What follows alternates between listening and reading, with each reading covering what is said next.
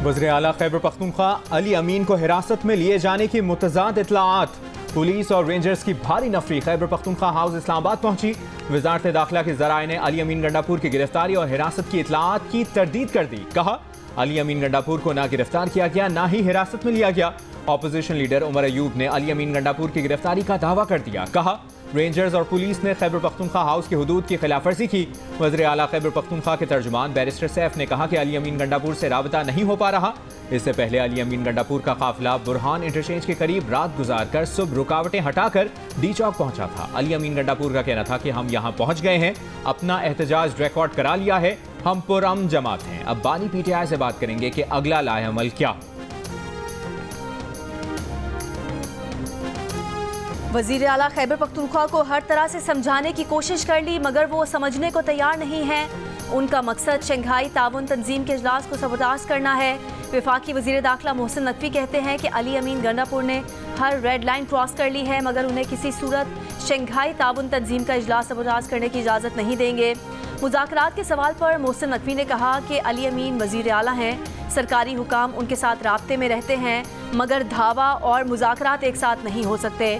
खैबर पख्तूनख्वा में एमरजेंसी के नफाज के सवाल पर मोहसिन नकवी ने कहा कि सदर और वज़ीर आज़म राब्ते में हैं, वो जो हिकमत अमली बनाएंगे उस पर अमल होगा। पीटीआई के गिरफ्तार मुजाहिदीन में से 120 अफगान शहरी हैं। अफगान शहरियों का पकड़ा जाना अलार्मिंग है। पत्थरगढ़ में पुलिस पर फायरिंग की गई जिससे 85 एहलकार जख्मी हुए हैं।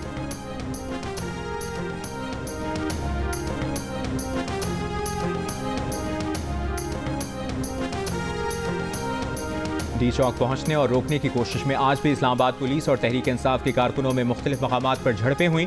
पुलिस ने शेलिंग की, कारकुनों ने पथराव किया। दिन भर पुलिस और कारकुनों में आंख मिचोली होती रही।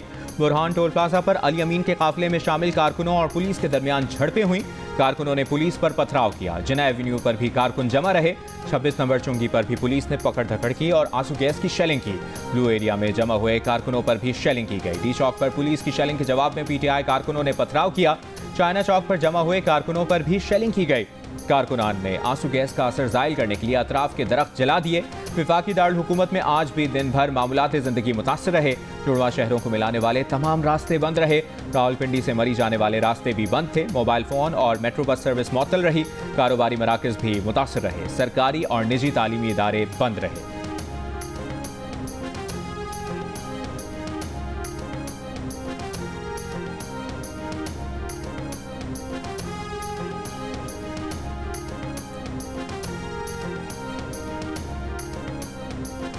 वफाकी दारुल हुकूमत में गैर कानूनी इज्तिमा की इजाज़त नहीं दी जाएगी। इस्लामाबाद हाई कोर्ट ने हुक्मनामा जारी कर दिया। हुक्मनामे में कहा गया, यकीनी बनाया जाए शंघाई ताउन तंजीम इजलास के मौके पर इस्लामाबाद में एहतजाज और लॉकडाउन सूरत हाल पैदा ना हो।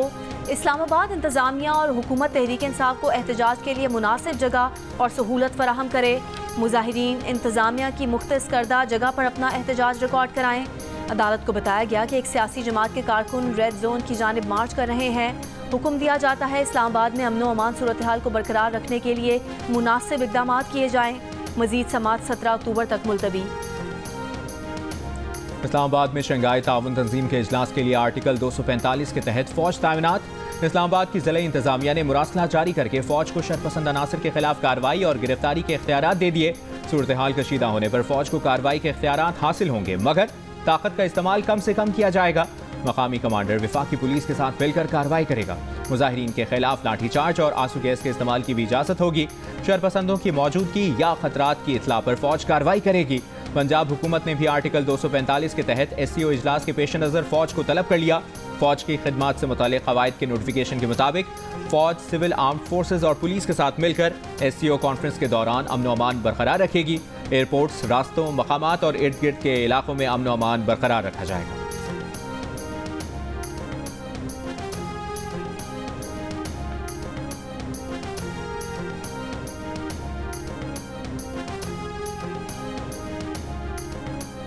वफाकी हुकूमत ने आर्टिकल 245 के तहत दारुल हुकूमत और गिरदो नवाह में पाक फौज की तैनाती की। आर्टिकल 245 के तहत फौज के फ़राइज़ मुतय्यन किए गए हैं जिनके मुताबिक फौज बुलाने का फैसला किसी भी अदालत में चैलेंज नहीं किया जा सकता। फौज की मौजूदगी के दौरान होने वाले इकदामात को भी हाई कोर्ट में चैलेंज नहीं किया जा सकता। आर्टिकल 245 और इमरजेंसी के नफाज में फ़र्क ये है कि इस आर्टिकल के तहत फ़ौज बुलाने का हुकूमत को हिसाब नहीं देना पड़ता। लाहौर में पीटीआई का एहतजाज, पुलिस की opposition leader Punjab assembly Malik Ahmad Khan को गिरफ्तार करके मोटरसाइकिल पर ले जाने की कोशिश, कारकुनों ने मोटरसाइकिल से उतारकर फरार करा दिया। ऐवान अदल के बाहर मुजाहिरीन का पुलिस पर पथराव, पुलिस की शेलिंग, कचहरी रोड लाहौर पर वकीला का एहतजाज, पथराव से एक पुलिस एहलकार जख्मी हो गया, पुलिस की शेलिंग, वकीला को मुंतशिर कर दिया, कई वकीला को गिरफ्तार कर लिया। पुलिस ने मीनार पाकिस्तान के करीब से पीटीआई रहनुमा मुसर्रत जमशेद चीमा को गिरफ्तार कर लिया।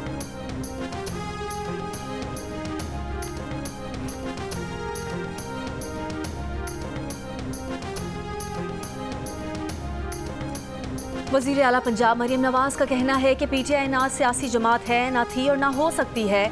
मैं हमेशा से कहती थी, आज हकीकत दुनिया के सामने आ गई है। ये एक दहशतगर्द जमात है जो बार बार अपने ही मुल्क पर हमला आवर होती है।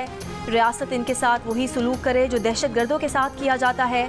मरियम नवाज ने मजीद कहा कि तहरीक इंसाफ के भेस में तहरीक इंतशार का वाहिद मकसद मुल्क में आग लगाना है। मरियम नवाज ने इंटरनेट पर अपने बयान के साथ जख्मी पुलिस एहलकार की तस्वीर भी जारी की और कहा कि कांस्टेबल बिलाल लाहौर में तहरीक इंतशार के बुकला के पथराव से जख्मी हुए। क्या ऐसी हरकत कोई सियासी जमात कर सकती है? और ये पहली बार नहीं। चेयरमैन पीटीआई बैरिस्टर गौहर ने कहा है कि तहरीक इंसाफ यकीनी बनाएगी कि शंघाई ताउन तंजीम का इजलास प्रोग्राम के मुताबिक हो। पीटीआई का एक दिन का एहतजाज था, धरना नहीं। जिस तरीके से शेलिंग की गई और गोलियां चलाई गईं, ये गैर जमहूरी है। टी चौक कोई ऐसी मुकद्दस जगह तो नहीं जहां कोई कदम नहीं रख सकता। पार्लियामेंट इजलास के पेश नज़र पार्टी का फैसला था कि एमएनएज और चेयरमैन तहरीक इंसाफ एहतजाज में शामिल नहीं होंगे, पीछे रहकर हिमायत करेंगे। जयशंकर से मुतालिक बैरिस्टर सैफ का बयान से आखो सबाक से हट कर लिया गया है। भारतीय वज़ीर ख़ारजा को किसी पार्टी इवेंट में शिरकत की दावत नहीं देंगे। बैरिस्टर गौहर की ज़ेर सदारत तहरीक इंसाफ की सियासी कमेटी का इजलास, खैबर पख्तूनख्वा हाउस से मुबैना गिरफ्तारियों पर मुशावरत। वफाकी वज़ीर एहसन इकबाल ने कहा है, तहरीक इंतशार पाकिस्तान की गोलन तहरीक बन चुकी है। पीटीआई तुर्की की गोलन तहरीक की तरह पाकिस्तानी रियासत पर कब्जा करने की स्कीम पर अमल कर रही है। तुर्की में गोलन तहरीक के हिमायती इंतज़ामिया, अदलिया, पुलिस और फ़ौज में घुस चुके थे। पाकिस्तान को भी रियासत के दिफा के लिए उर्दगान की तर्ज पर इस तहरीक इंतशार से निपटना होगा। वज़ीर दिफा ख्वाजा आसिफ ने कहा कि ये जो मर्जी कर लें, पीटीआई को इस्लामाबाद पर हमला आवर नहीं होने देंगे। इससे मुल्क दुश्मनों का हमला तस्वुर किया जाएगा। एक तरफ अफगानों के मुसल्ला जत्था हमला आवर हैं, दूसरी तरफ भारतीय वज़ीर ख़ारजा को दावत दे रहे हैं।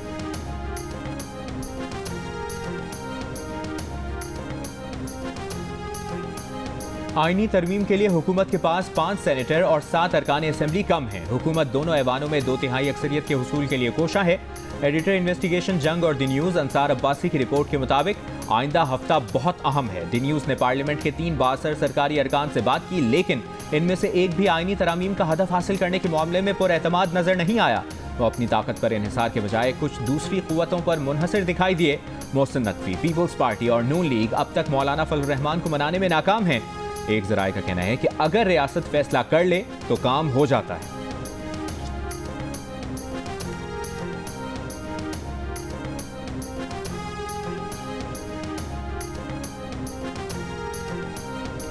शिमाली वज़ीरिस्तान में दहशतगर्दों के साथ झड़प में शहीद लेफ्टिनेंट कर्नल मोहम्मद अली शौकत और जवानों की नमाज जनाजा पेशावर गैरिजन में अदा कर दी गई। ISPR के मुताबिक नमाज जनाजा में chief of army staff general Syed Asim Munir, senior हाजिर सर्विस फौजियों समेत दीगर अफराद ने शिरकत की। शहदा के जस्ते खाकी आबाई इलाकों को रवाना मुकम्मल फौजी एजाज़ के साथ सुपुर्द खाक किया जाएगा। लेफ्टिनेंट कर्नल मोहम्मद अली शौकत 4 और 5 अक्टूबर की दरमियानी शब ख्वारिज के खिलाफ ऑपरेशन में शहीद हुए।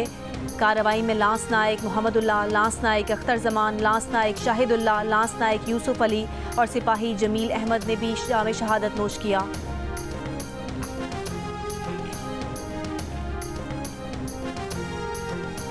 स्वात के इलाके चारबाग में कानून नाफिज करने वाले इदारों का इंटेलिजेंस बेस्ड मुश्तरका ऑपरेशन। ISPR के मुताबिक फायरिंग के तबादले में खारजी सरगना अताउल्ला उर्फ मेहरान समेत 2 खवारिज हलाक हो गए। एक खारजी को जख्मी हालत में गिरफ्तार किया गया। खारजी अताउल्ला उर्फ मेहरान इलाके में दहशतगर्दी की मुताद्दिद सरगर्मियों और स्वात में गैर मुल्की मुअज़्ज़िज़ीन के काफिले को ले जाने वाली पुलिस की गाड़ी पर हमले में भी मुलव्विस था।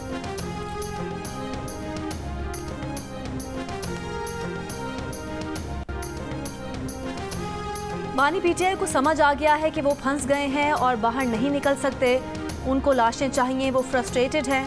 सेनेटर फैसल वाडा की नया पाकिस्तान में गुफ्तगू बोले, अब कुछ हुआ तो मामला आर्मी कोर्ट में चला जाएगा। पिछली बार गंडापुर को पेस्ट्री खिलाई गई थी, इस बार व्हिप्ड क्रीम के साथ पेस्ट्री खिलाई जाएगी।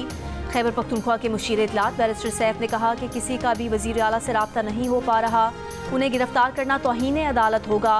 कुछ इल्म नहीं कि इस वक्त वज़ीर आला कहाँ है। अगर अली अमीन पेशावर रवाना हो चुके होते तो मालूम हो जाता। वज़ारत दाखिला के ज़राए का कहना है कि रेंजर्स की तरफ से खैबर पख्तूनख्वा हाउस को हिसार में लेने की खबरें बेबुनियाद हैं। आर्टिकल 245 के तहत कल रात से सिक्योरिटी फोर्सेज इस्लामाबाद और गिरदोनवाह में तैनात हैं। पाक फौज और कानून नाफिज करने वाले इदारे मुकम्मल मुस्तैदी से फ़राइज़ सर अंजाम दे रहे हैं। चंद अनासर मज़मूम सियासी मकासद के लिए सिक्योरिटी फोर्सेज से मुतालिक झूठी खबरें फैला रहे हैं।